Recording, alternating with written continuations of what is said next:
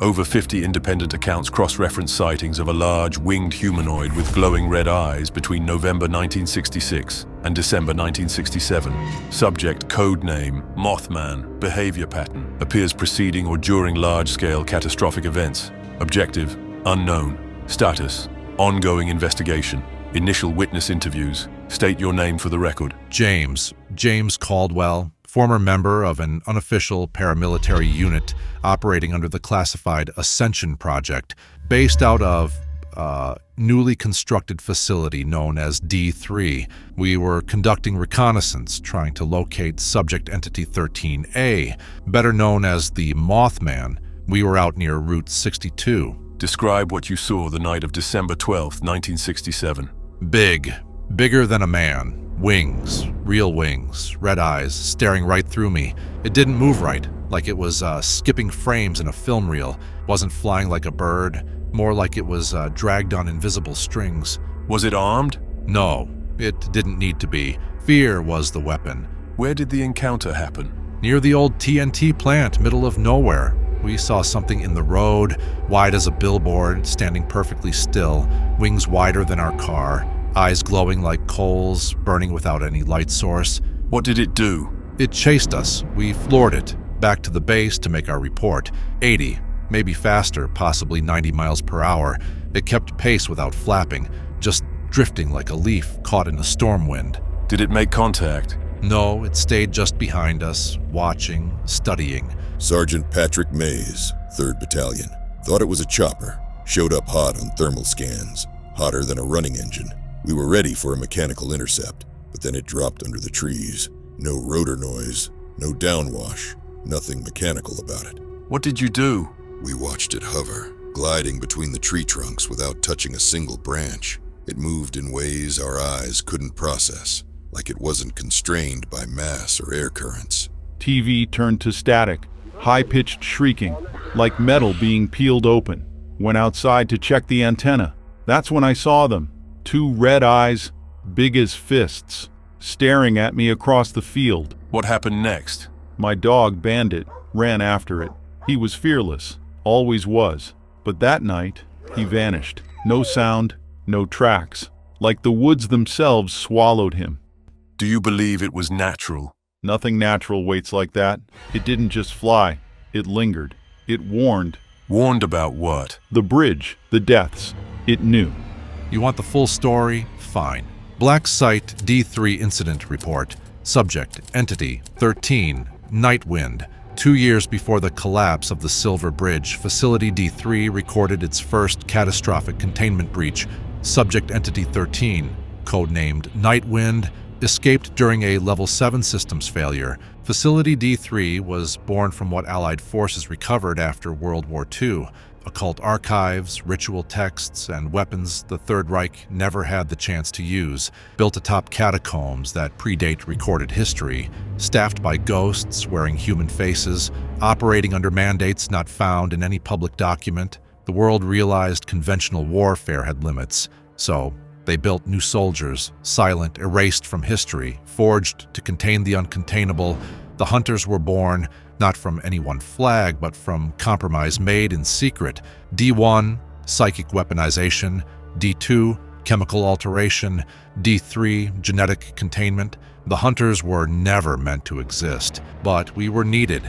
Monsters don't kill monsters. Monsters are needed to hunt them. It started in '67, December 16th, Point Pleasant. We were sent in under blackout orders. Retrieve Entity 13. A. Minimal civilian exposure. Capture alive. No lethal force unless absolutely critical. The chopper slammed down into a clearing just north of Gallows Fork. Not on any map anymore. Not since they wiped it clean. Old town, forgotten town, buried town. We weren't given the full history, just the mission briefing, insert, capture, extract. But you pick things up, you hear things. Before it was called Gallows Fork, the first tribes had a name for the place, Kautani, the Red Harbinger, a warning of death to come. Settlers tried to tame it in the 1600s, tried to build churches and coal mines and schools. It fought back. First came the sickness, whole families rotting from the inside out. Entire town hanging from the trees in one winter. By the early 1900s, Gallows Fork was a corpse. The coal dried up, the mines collapsed, men vanished without a trace, whole crews underground one day, gone the next. By 1938, the government sent surveyors to erase it, tore down what they could, buried what they couldn't, and what they couldn't bury. It was still waiting for us. The town was dead. No snow, just dead earth, black trees, rusted iron. We found the old factory at the center, broken, hollowed out. Something was waiting for us inside. The trinkets, the black symbols, the smell of old blood, the rituals that still pulsed under the floorboards. Then it hit us. Entity 13, struck without warning, faster than anything natural, wings that tore the dark apart, eyes burning through the smoke. First man down, throat opened before he could scream. We opened fire. It flickered, here, gone, here again. It wasn't fleeing, it was leading us. Ramirez was pulled into the rafters, gone without a sound. Entity 13, phased between machines. 1 second there, the next, gone into the ironwork. A whisper through broken pipes, a shape at the edge of every broken window. We managed to wound it, maybe. Thermals blurred, blood trail thin and black. It punched through the roof and vanished into the night. We chased it through the woods, past dead houses, following electromagnetic echoes like bloodhounds. It wasn't running, it was leading us, straight to the Silver Bridge.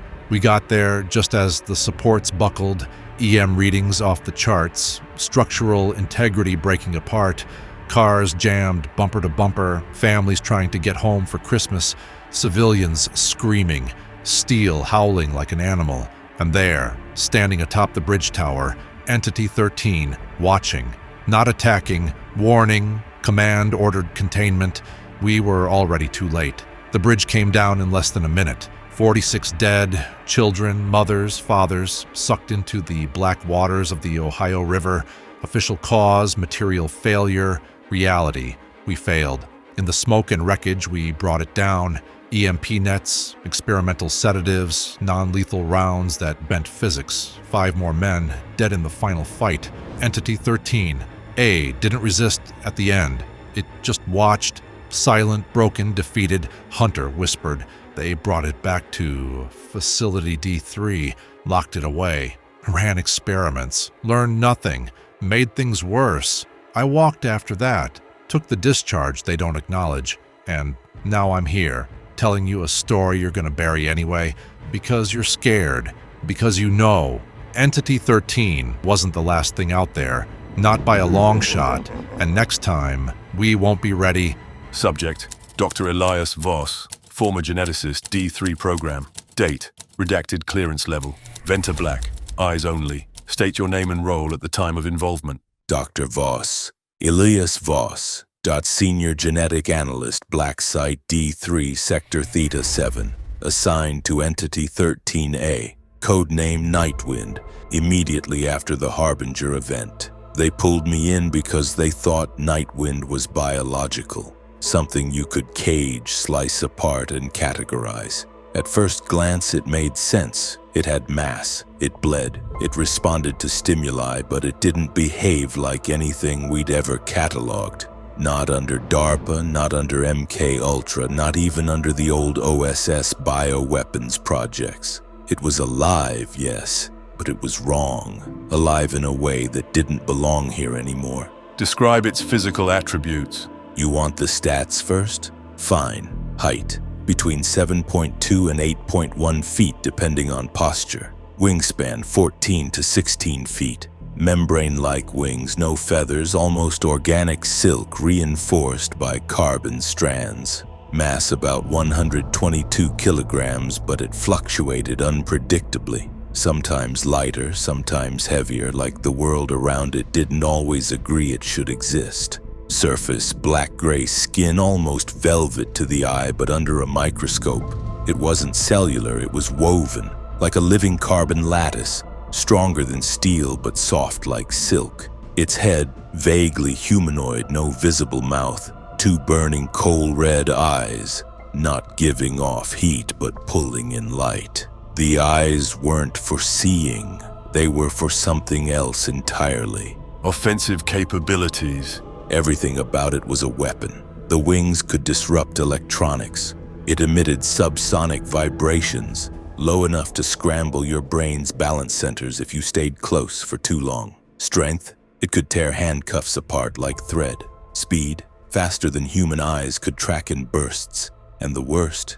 Its presence. It bent reality around itself, a localized gravitational distortion. Space and time thinned in its shadow. You didn't need it to touch you to die. Being too close for too long was enough. What about its origins? That's where it gets interesting. We thought it was a one-off, an accident of evolution or a weapon built in some Cold War lab. But the deeper we dug, the older the trail became. Ancient Sumerian tablets, untranslated for decades, spoke of a being named Enki, a scientist of life, they called him. One who crafted beasts in his house of life, not birthed by nature but woven by hand, shaped for war. Egyptian texts from the Temple of Saqqara repeated the legend. The Perank, the house of life again. Hidden glyphs showed great winged beings with eyes that burned like stars. The match was too perfect to ignore. The wings, the gaze, the warnings. Across civilizations lost to dust and ruin, the same figure, not a god, a weapon created to stand against greater monsters once called gods, but made too well, given too much mind, too much soul. NIGHTWIND wasn't new, it was ancient. It had been here before, it knew what was coming, it had been built for it. You want to know why it chased those soldiers in Point Pleasant? Why it circled the bridge? Because it saw it failing. It saw the fractures spidering through the metal. It wasn't hunting, it was trying to warn them. It flashed images into their minds, split-second visions they couldn't process. Death, collapse, water swallowing the living. But they didn't understand. We aren't wired to see like it sees. They ran, and when the bridge fell, it didn't roar. It didn't celebrate. It mourned. I've seen it, burned into the reports they buried. NIGHTWIND standing atop that crumbling tower, wings outstretched, not in dominance, in sorrow. You said it tried to communicate with you directly. Not with words, with memories. I was alone one night, watching from behind 2 feet of glass and steel. It looked at me, and suddenly, I wasn't there anymore. I was somewhere else. I saw a city of impossible shapes, gleaming towers that touched black and green skies. I saw vast fields of winged beings assembled like armies under burning stars. I saw wars fought not with bombs, but with things, concepts turned into weapons, where sound and thought and light were twisted to kill. And I saw NIGHTWIND, young, newly born, lifted from the house of life by creatures taller and colder than anything we can imagine, built for war, programmed for loyalty, betrayed by the ones who made it, again and again and again. It didn't show me words. It showed me feelings. Loneliness so deep it made the blood in my veins freeze. Sorrow that stretched across centuries. Hatred, not for us, not exactly, but for what we had become. Loud, brutal, blind. Why didn't it explain itself more clearly? Because the last time it trusted anyone, they turned it into a weapon. They made it kill things it had been created to protect. We were never going to be different. We are too small, too angry, too afraid of anything that reminds us how fragile we are. You said it killed one of your scientists? Yes, Dr. Howard Klein, brilliant, arrogant. He thought he could sedate NIGHTWIND beyond stasis, push deeper, peel back the brainstem for samples against protocol, against common sense. The moment the scalpel touched too close, NIGHTWIND woke up. It didn't thrash, didn't roar. It simply stood up, snapped the magnetic restraints like paper, walked to Klein, slow, deliberate, and touched him with one finger. And Dr. Klein crumpled inward, not exploded, not torn apart, just collapsed, like every bone and organ had given up at once, dead in a heartbeat. NIGHTWIND just stood there, watching, silent, sad, like it hadn't wanted to kill him, but had been forced to. Again, we doubled the field strength after that. No direct contact, no eye contact, no experiments without triple clearance. Didn't matter. By then, it had already decided. Already decided what? They told me to classify everything, to bury it under signatures and locks and concrete, to pretend we had it all contained. But you can't contain truth. You can only delay it. And some truths don't rot away with time. They wait. They remember.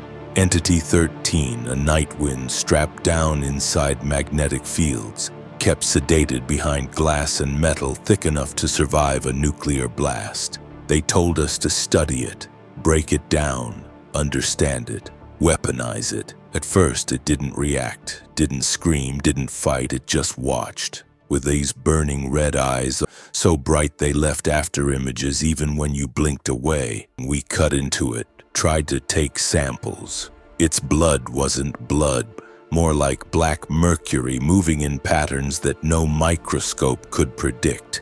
Its skin wasn't made of cells, it was woven.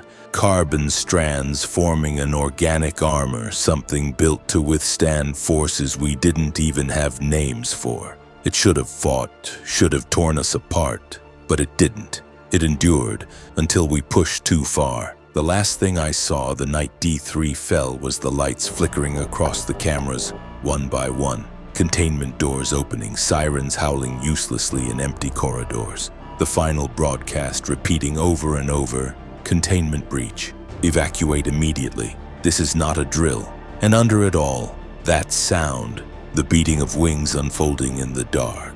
It didn't come to escape. It didn't come to conquer. It came to weigh us, and it found us wanting. Now the site is gone, paved over, erased from every map and every mind that could be paid or broken. But I remember, and I know it's still out there, waiting, watching. Next time it unfolds its wings, it won't be to mourn, it will be to judge. And when the reckoning comes, there won't be a second warning.